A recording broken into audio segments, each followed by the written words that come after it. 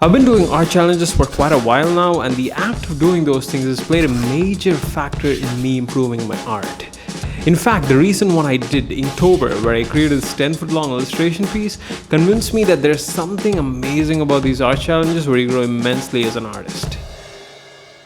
And that is why I decided that I want to participate in yet another art challenge, which I created back in 2017. It is called 100 Days of Sketching. Roll intro.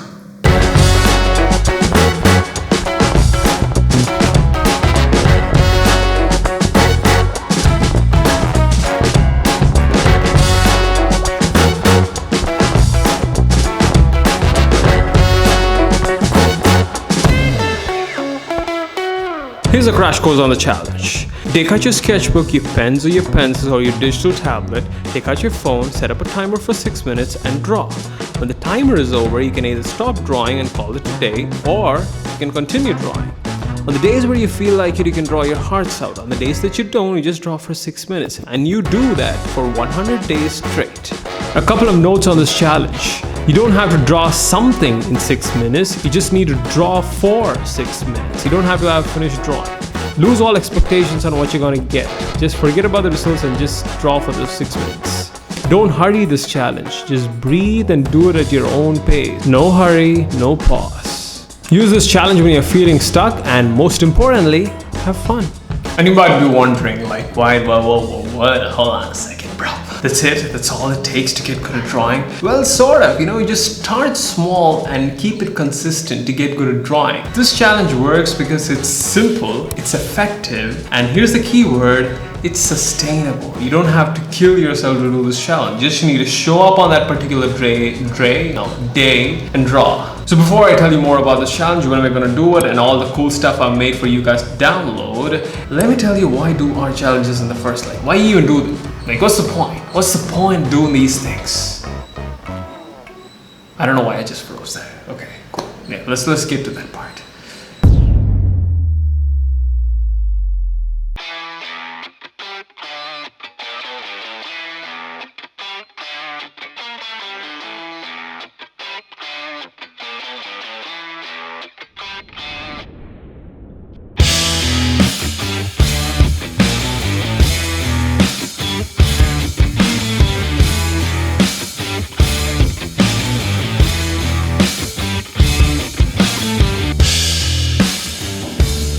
Okay, here are 3 reasons why you should do an art challenge or this 100 Days of Sketching challenge. Number 1, to create a habit. There was this wise old philosopher dude who once said, "You are what you repeatedly do.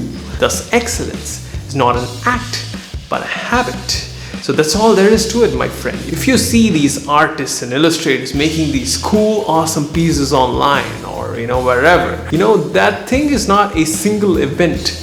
It is a culmination of multiple events in their life. It's a compounded result of all the effort and practice that they've put into making that illustration piece possible. So it's a habit. It's a habit. It's a thing that you do on a consistent basis. And I cannot stress how important habits are in your life, because most of what you do on a day-to-day basis is because of the habits that you formed in the past. Because we are creatures of routine. We like rituals. We like routines. We like stability. Our brain likes stability. It likes something to look forward to on a day-to-day basis. Even if you examine your own life, there are a couple of anchors in that. You eat at a particular time, or you sleep, or you go to bed during a particular time, or you do this particular activity on a day-to-day basis. There's always some sort of anchors in your life, and your brain likes that. And here's the kicker. You want to get good at drawing, and to get better at drawing, you need to do that on a consistent basis. Simple. If you want to get better at something, you do more of that thing. That's what practice is, because your brain has neural pathways in it, and every single time you do something, a new pathway is created in your brain, and the more you hammer that pathway, the stronger that pathway gets. So to get better at drawing, you want to draw more. So how do you do that? Well, it's simple, my friend. You turn drawing into a habit. And how do you turn drawing into a habit? Well, it's simple. You take drawing and you do that for a particular amount of time on a consistent basis. That's how you form habits. You do something repeatedly. you hammer that pathway. And that's what these 100-day challenges do. You know, it's a strong way, it's a strong, sensible, sustainable system that is easy for you to do, that is sustainable for you to do, to hammer that habit of drawing into your brain. And the more you draw, the better you're going to get at it, because that's what drawing is all about. Drawing is all about consistency. Getting good at drawing is all about consistency. You have to do more of that, and it's about mileage. You need to put your pen on the paper, you need to draw more, you need to keep drawing, you need to get better at things, you need to observe those things and, you know, take that thing into your sketchbook. You need to practice that, you need to take that thing into your brain and remember that. And you need to practice your hand, you need to practice your line work, you need to practice your layers, blah, blah, blah. You get the point. You need to practice more. And habits allow you to do that on an easier way. It's easier. Once something is a habit, it's easier. Number 2, to improve your skills in a rapid way. So why do you even do these art challenges, these specific, time-specific art challenges that has a limited amount of days, like 100 days or 30 days or whatever? Why do you do those things? Because they are limited, they are focused, they have a very clear, specific goal, you know, like sketching or like inking or like drawing robots or like drawing dinosaurs. You have a very specific, clear, defined goal. You have something to move towards, and you practice that said thing on a day-to-day basis for that limited amount of time. And that's how you learn skills. Because drawing, if you look at it, it's a combination of multiple skills. Let's say you want to become a cartoonist. Becoming a cartoonist has multiple amounts of subsets of skills inside it. Like, you need to be able to draw humans, you need to be able to draw faces, you need to be able to draw eyes, nose, mouth, you need to be able to ink better, you need to know colors, and you need to know how colors work together, you need to be able to form compositions, you know, you need to be able to do a lot of those things. And these are individual skills, and you need to get good at each and every single one of those skills. And how do you get good at those skills? Well, it's simple. You pick one and you focus on that particular skill for an amount of time.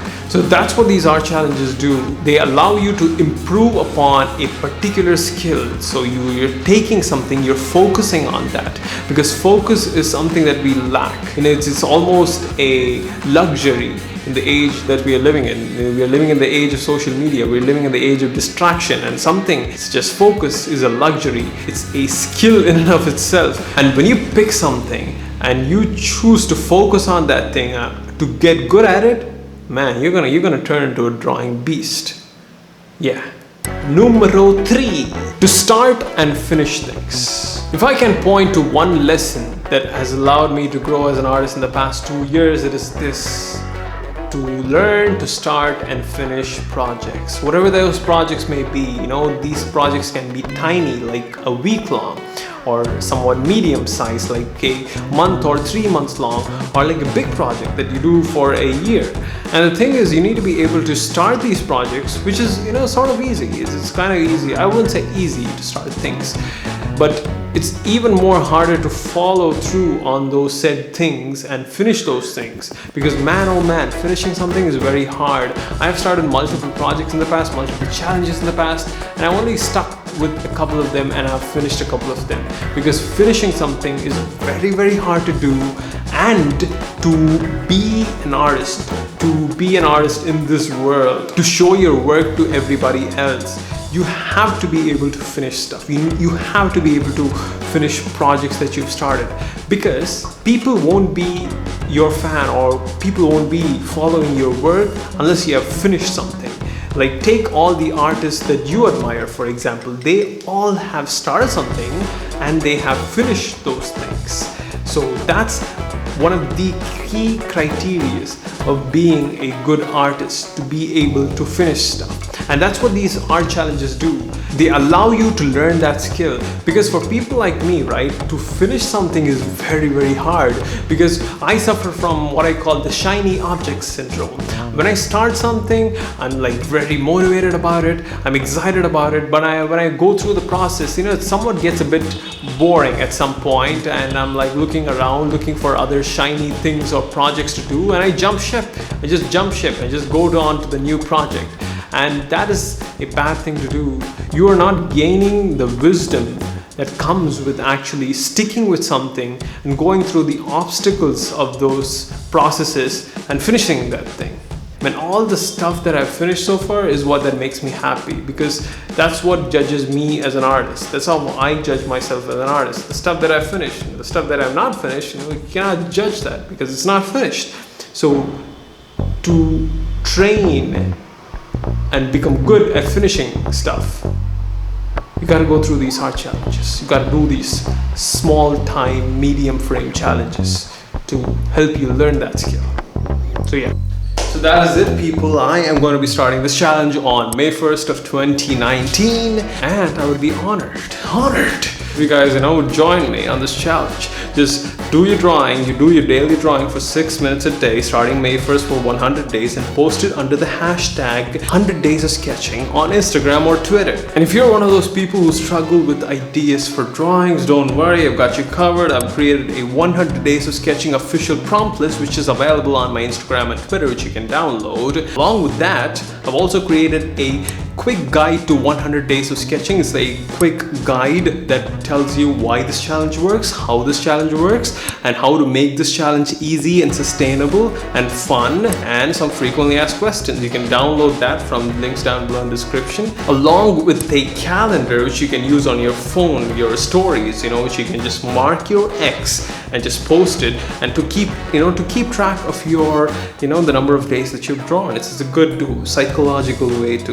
motivate yourself. So you can download all these things with a link down below in the description, where you had to enter your name and your email so that I can send it to you over mail. So here's my goal for the next 100 days, starting May 1st. I want to sketch a lot, draw a lot, make lots of illustrations, as many as I possibly can, and also finish the projects that I've started. The one that I'm working on right now is a drawing course, like how to draw like I do. It's called Easy Guide to Drawing Everything. I want to start and finish that thing. I've been actually testing that on people, like real life people, and seeing the results. It's been amazing. It's amazing. So yeah, I want to start and finish those. I've started actually. I want to finish those things. I want to draw things. I want to finish illustrations, and just sort of like take steps towards like my goals, like make progress. And that's what the comic that I made in this episode is all about. You start your journey with a step, you keep stepping,